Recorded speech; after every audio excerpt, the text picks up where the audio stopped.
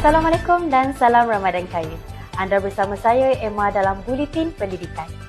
Pada 20 Januari 2026, Perdana Menteri Datuk Seri Anwar Ibrahim mengumumkan ujian baharu untuk murid tahun 4 iaitu Matriks Pembelajaran Malaysia. Pelaksanaannya bermula Oktober 2026 dengan fokus kepada 4 subjek keras iaitu Bahasa Melayu, Bahasa Inggeris, Matematik dan juga Sains. Inisiatif ini bertujuan untuk mengukur tahap penguasaan murid sebagai intervensi awal tanpa mengembalikan UPSR dan PGP. Seiring dengan itu, Fly High Education Centre menganjurkan program persediaan matrik pembelajaran tahun 4. Program ini bertujuan untuk melatih dan membantu murid tahun 4 membuat persediaan awal. Untuk maklumat lebih lanjut, boleh diperolehi di flyhigh.my. Fly High Education Centre sentiasa komited dalam membantu melahirkan pelajar yang cemerlang dan berakhlak mulia. Teruskan bersama kami untuk info pendidikan yang terkini. Sekian Buletin Pendidikan, saya Emar